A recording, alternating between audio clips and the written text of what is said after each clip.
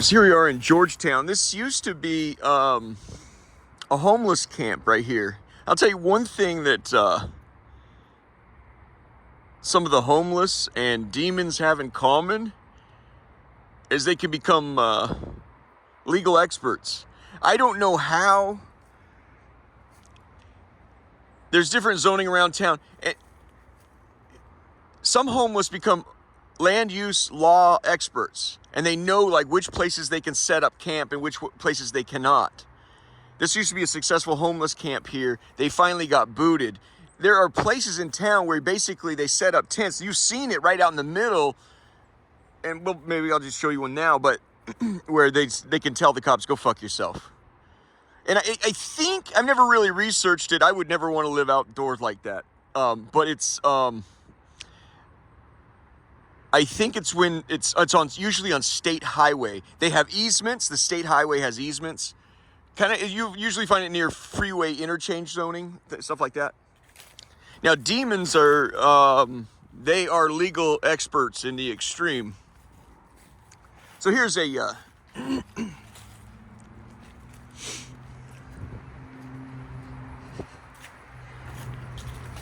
this is M Street. That's downtown Debbie Brown. That's the start of, so that's Foggy Bottom, and there starts Georgetown. That's the Four Seasons right there.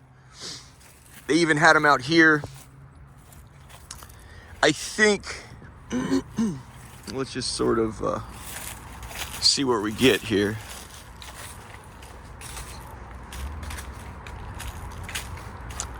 I have time to burn before the Georgetown game starts at noon, so just headed over to, let's head this way.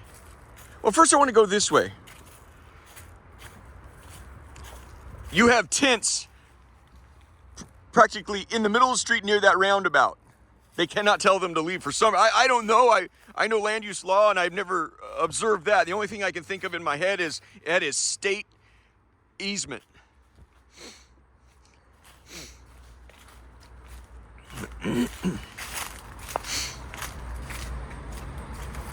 Yeah, I was actually down here last year, took video, and I don't know if you guys will ever see that. Oh, there's somebody there. I'm sorry.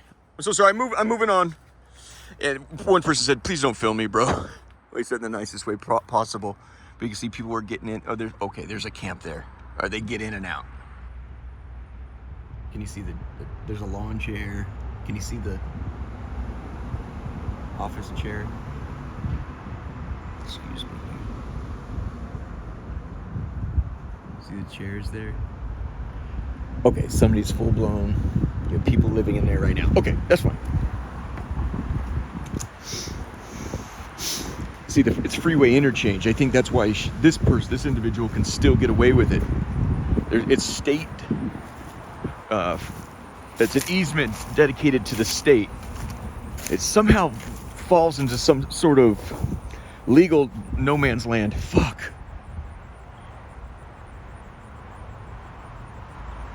Hi, little bun. That is approximately 20 feet away from me. We are gonna give it some space.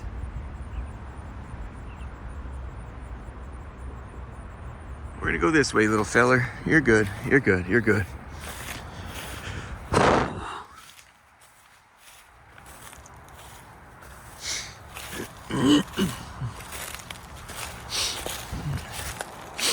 So I wanted to make it clear that the attack on my life began several years before my boss. Me and my boss had a falling out that was protracted, and he finally felt like, hey, I'm graced enough where I can let people get ahead. It doesn't concern me too much. In fact, I want people to get ahead. He sort of had, and that's fine. I mean, we've all got our own hang-ups. He's had a thing where we would be driving in the car, and he didn't like it when the person next to him would drive ahead of him, and he'd have to hit the gas. If that's, we all have hang-ups, man. But I had to get him out of fights. He'd be arguing with you can't let people get ahead of you or something. It's just weird. And that's cool because I got weird shit too. Everyone's got human weird shit. There's a person in this car. We're gonna try to get over to Georgetown.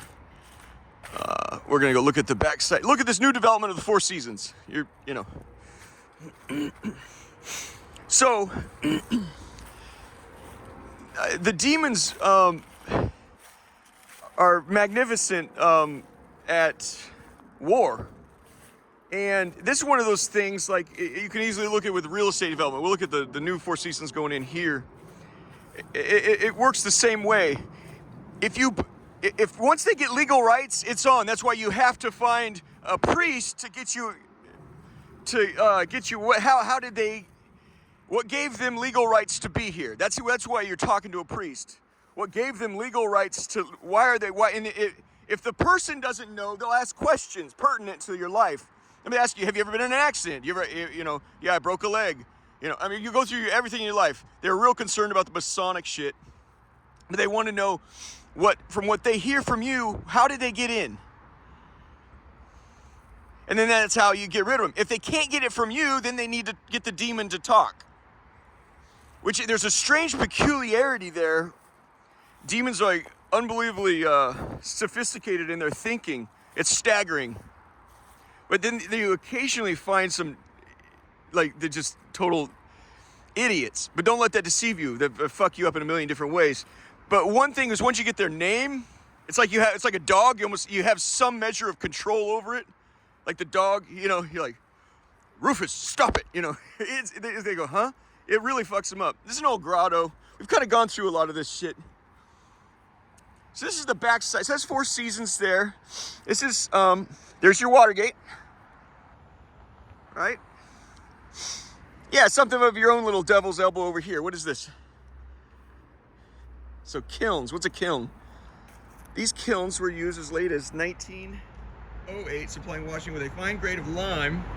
Limestone was brought from quarries just beyond Seneca, Maryland, over the C&O Canal. National Parks, so United States Department of the Interior. So lime is what they use for concrete, right? It's a beautiful little grotto here, excuse me. So, yeah, what will be shocking and to some of my family and friends, just like this maneuver here with Four Seasons, they probably own this land here.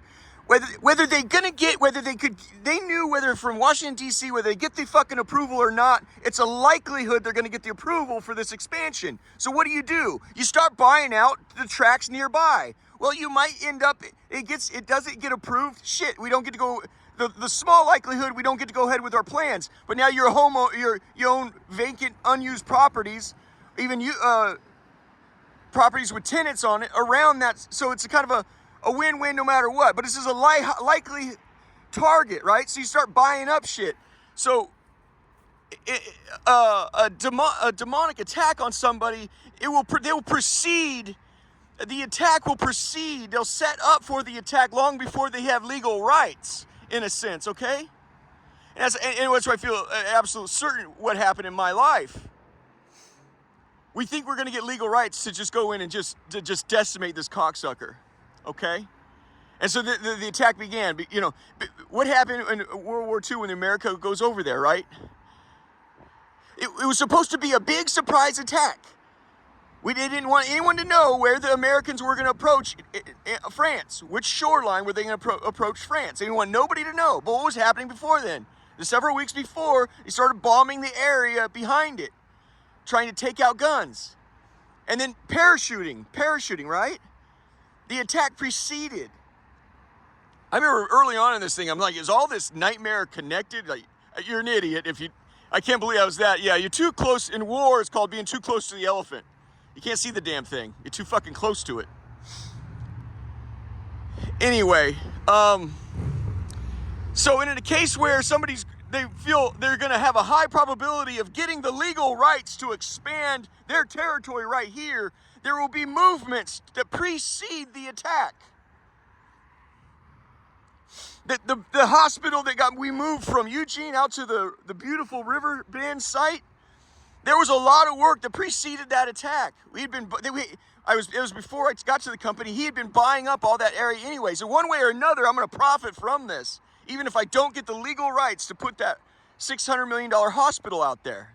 I'll profit one way or another. So you start, and then one day, and that's what I told my family. Do you know how it happened in Germany? When America and the Allies finally attacked the French coastline, they didn't know there's all kinds of diversions, lies, deceit. They even took a dead body, put false plans in the dead body of an airman and threw it on the shore, hoping the Germans would find it. They found it. Like, here's the plans. It's up. The attack will be at Calais or something, whatever it was. Well, it was planned for the Germans. Take birthdays extremely. A birthday in Germany is it's like Christmas, man. It has to be celebrated. Yeah, and actually, it's a German company, Sky Chef. So I showed you guys out there at the airport where I was. Yeah. Don't talk about that. He said, don't talk about that. All right. Sorry.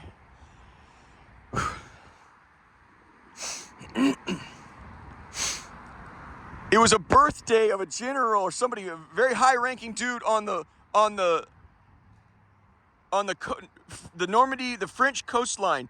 On his birthday was June 6th or whatever, or June 8th, whatever the attack day was. They called him back to Berlin. Americans and English and French knew that day would be celebrated for him at a party back in Berlin. They scheduled the attack to be for that day because they're like, that asshole, they'll be, celebrating Christmas for his birthday back in Berlin. That was the day of the attack. The fucking, yeah, all the world's here. And I told, my family's very military minded. The kid that was in charge, he was left in charge, he calls Berlin and he says, they're here. They're here. I need you. It's over. We need you now. We need you now. He says, what are you talking about? He goes, buddy, I am looking at 30,000 ships. That's what he said. I am looking at 30,000 ships.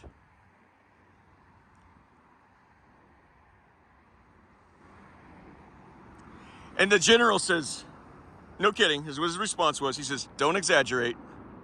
Now, Germans are proper, right? Just kind of British have their own way of being proper. He goes, don't exaggerate. And I thought a lot about that line. Don't exaggerate, because he knew it wasn't true. You can hardly get, it's the English Channel. You can't get 30,000 ships in there. They won't be able to move. The truth was, he wasn't lying.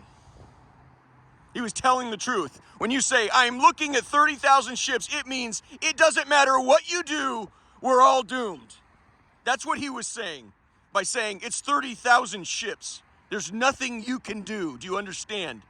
If everyone got here full force, you took pressure off the other front, and you got here, there's nothing you can do. I am looking at 30,000 ships.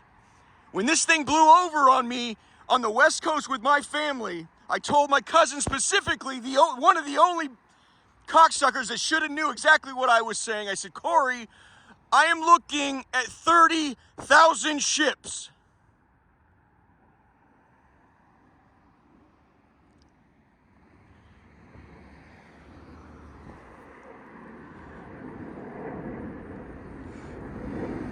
Should I let you up easy, Corey? Remember what Lincoln said? Grant says, what do I do when I get Lee on his back? He says, let him up easy. Why don't we let you up easy, huh?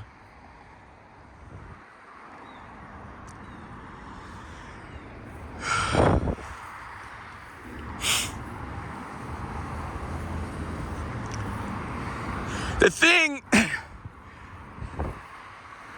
that I guess would shock everyone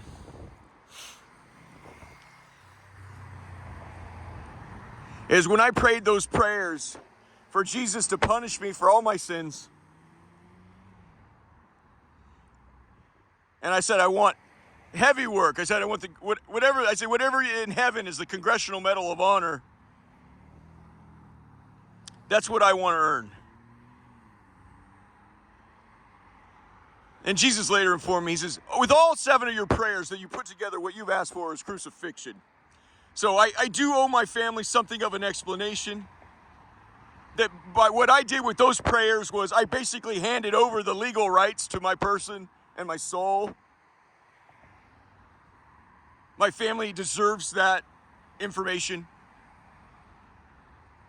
I've talked about why would I pray such a thing. I didn't like who I was. That's, if you want to sift through my fucking diaper, that's fine. That, you got to go, if that, why I didn't like myself, it's kind of personal, but if that's important to you, go ahead.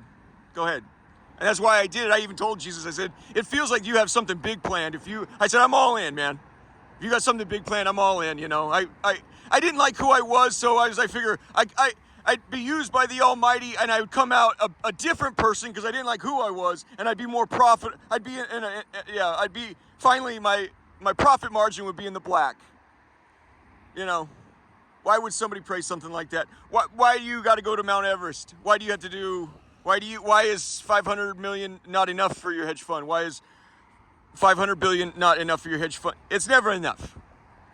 In a bizarre way, I found a seam where if everyone's racing to the top of the hill, I found a seam where I'm like, okay, if I race straight down, I think I'll get there quicker. Punish me for my sins.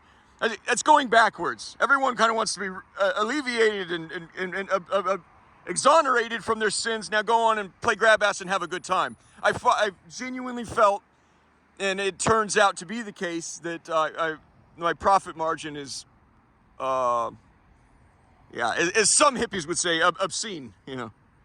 My family deserves to know that I basically handed over those legal rights. This in no way, in my view, in no way exonerates your sins at all. For proper analysis, you need to be given that information, though, that JD actually did this to himself, but I did not do it to you guys. Your sins are on you. My sins are on me.